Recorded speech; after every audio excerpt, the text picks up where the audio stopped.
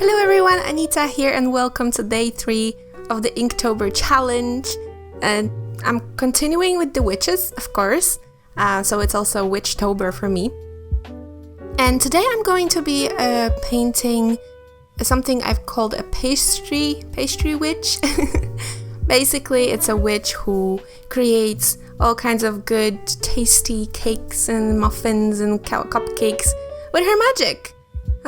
Yeah, exactly. I love cakes. And now I feel like the whole time I was drawing this, I felt like eating cake.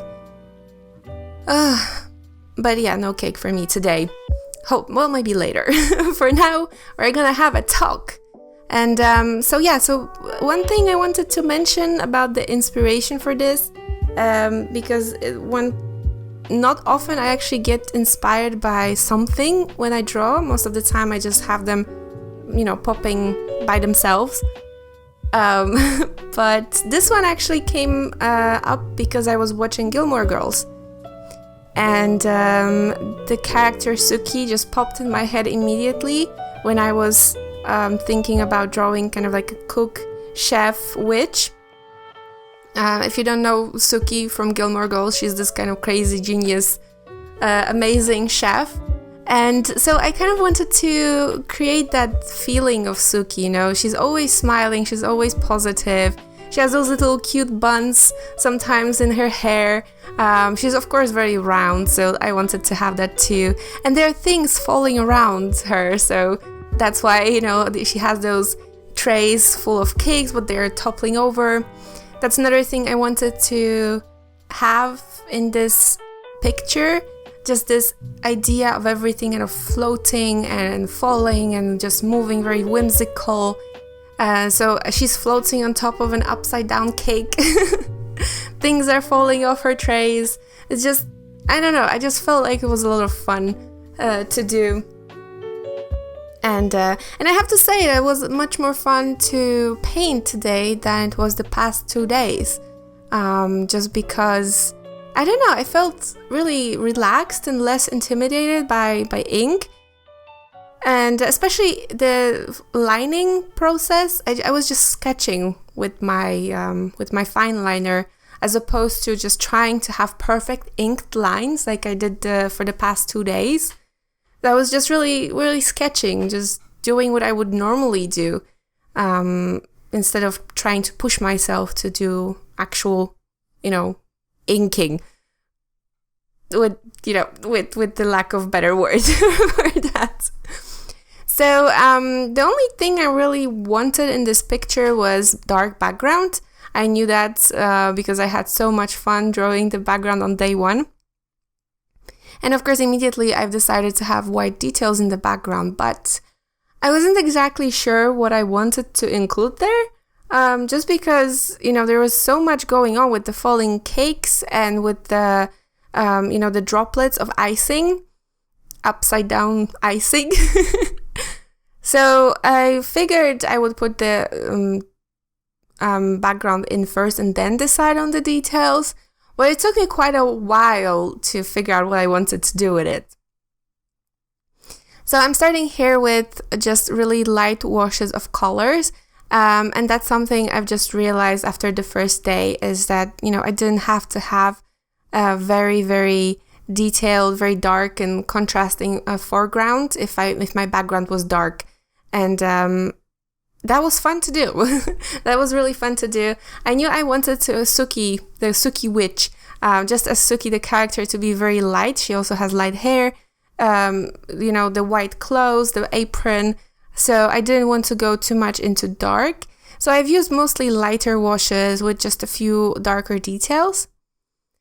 And the only thing I wish I did a little bit differently, but it didn't come out bad or anything. I'm really satisfied. It's just that when I put in the colors for the upside down cake, while I really liked it, I liked the darkness because it was supposed to be a chocolate cake. So I liked the darkness of it on white paper.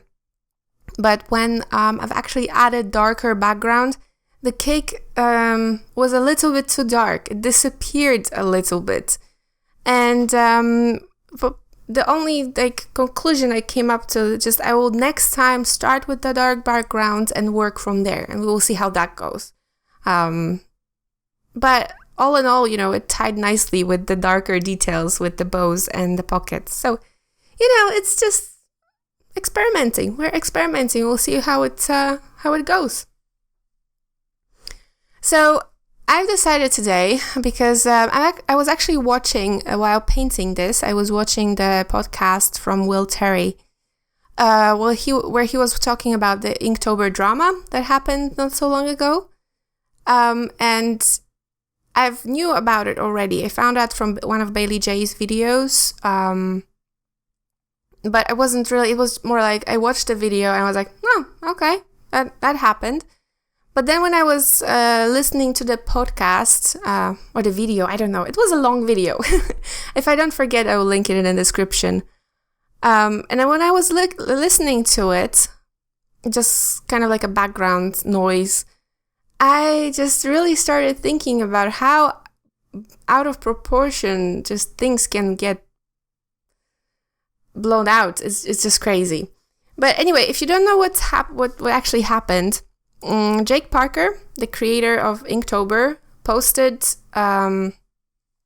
recently a tweet where he was responding to a question if people could draw digitally for Inktober. And I have that tweet in front of me, actually. And what it says, the spirit of Inktober is self-improvement. And there's no better way to master your craft than to draw without a safety net. Working digitally usually means using Ctrl-Z a bunch, so you get your line just right. I was thinking again about something else. Okay, focus. And then can enable someone to develop bad drawing habits. There is no feeling like making a permanent line and knowing you can't change it without consequence. I think that's how you improve and get better, because every ink line that's put down on your paper forces you to think, commit, and adapt. No one is going to stop you from doing Inktober on your iPad. Just know that you're missing. Missing? Is that it? Okay. Well, probably missing out, okay? So the point of this tweet is that he is encouraging artists to put away the regular medium and pick up ink for October to challenge yourself. Think outside of the box, and basically challenge yourself to do something different, to improve, from your art from a different perspective. And he says very, very he says it in the last two lines, that no one is going to stop you from doing Inktober on your iPad, meaning no one is going to say anything if you're going to do it digitally, but, it's supposed to be Inktober. You're supposed to do it on paper with ink, because that's how Jake Parker, created it. So you're kind of missing out on the whole Inktober experience. The only thing that I do not agree with, is the little bit where he says that using Ctrl-Z a bunch, can enable someone to develop bad drawing habits. Well, I don't agree because obviously I don't know. I use digital art as my secondary medium, I suppose. It's where I have to do it. But I still prefer traditional just because I like it, So I started with traditional, and I don't know really how it affects you when you start with the digital art. So I can't say anything about it. He is more of a professional. I mean, he's a teacher. He drew many, many things. He worked on many, many projects. So if he says that, it can develop bad habits, perhaps that's true, but I don't know. The point is that people went completely insane over this statement, okay? And I could imagine that people would be upset because it's the internet. If you tell people they can't do something, they will just go insane. But on the other hand, it's just that, let's put it this way, that would be understandable, okay? Because obviously everybody wants to do it their way, and I don't know how to start it, not to dig myself into a grave here. I basically I come from a perspective that if Inktober is a challenge means that there is a set of rules, and they're very strict rules. There is a rule here: use ink, make a daily drawing with ink, post it online with certain hashtags. These are the rules of Inktober. So for me, that's that. You use ink and you draw. I always thought about digital inking as inking as well. So for me, digital art was perfectly fine as well. But the only reason why I've never actually thought about doing it digitally is because I am a traditional artist. I draw traditionally. So for me, it was natural to actually pick up that ink, challenge myself. And it is a big challenge because, as I've mentioned, I've never really used ink before. So for me, it's a true, real challenge doing Inktober this way. But also, as a challenge, where was I going with it? Okay, let me go back on track. He set up those rules for a reason, and if you want to participate in a challenge, you should follow the rules. There is some wiggle room, like with every single challenge. It's not like you have to use only black ink. You can use colored ink. You can use Copics. Hell, I would, if I didn't have the little bottle of ink, I would have used a ballpoint pen, okay? Gel pens, it's not exactly ink, but close, okay? There are all kinds of things that you can use. Although I have a problem, the only problem I really have is when people use watercolors for it, because it's not ink, okay? I just feel it's, as a watercolor actual person that uses watercolor, I just feel like it's cheating. That's just, for me, it's cheating, using watercolor.